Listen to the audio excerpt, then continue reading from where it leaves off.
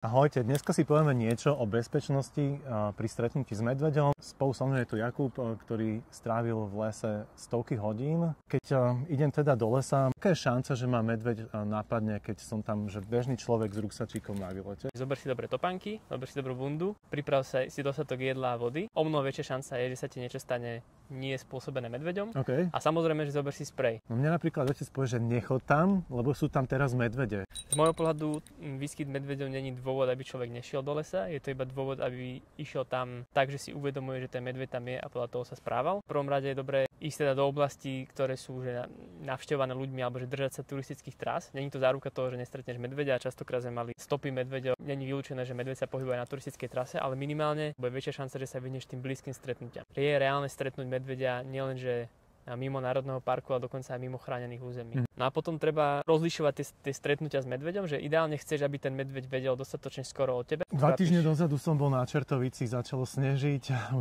bola už tma, tak som tlieskal, lebo som na to, že máme zvonček vo včelobal, tak ja som si ho zabudol doma. Takže som hodinu a pol tlieskal, kým som sa dostal do sahárny. No. V podstate akýkoľvek ľudský zvuk, ktorý ten medveď rozpoznáva, hej, že nemal by si sa tváriť, že si zviera. Buď rozprávať, že ja to napríklad tiež často robím, keď stopujem cez oblasť, kde je šanca stretnúť medveďa, tak napríklad iba občas niečo rozprávam, aby medveď prípadne počul môj hlas ľudský, ale takisto akékoľvek akoby umelé zvuky, to znamená, že zvonček, čokoľvek, čo ako keby čo medveď rozpoznáva. A samozrejme pomáha, keď ste viacerí, stačí sa jednoducho rozprávať. A ideálne teda, keď niekto má zvonček, aby sa zvýšila tá šanca, že medveď ťa bude počuť prichádzať. Čo môže byť druhý ďalší krok okrem teda zvukov? No ak sa ti kvôli nejakým okolnostiam podarí dostať príliš blízko medveďovi, jeho časa teda reakcia je útok a vtedy pomáha sprej na medvede. Treba ho mať stále pri sebe na dosah ruky, čiže buď už na opasku alebo na batohu, tak aby si ho vedel okamžite vyťahnuť a potom vlastne jedným ťahom odstraňuješ poistku a v momente si pripravený. V tej chvíli asi nevyhodnocuješ, že ktorým smerom ide vietor, kam mám utekať alebo niečo, ale treba to naozaj namieriť niekde na toho medveďa. Pokiaľ máš chvíľu času, že ten medveď je vo väčšej diaľke, je dobre vypaliť najprv prvú dávku, aby si videl, že pokiaľ ten sprej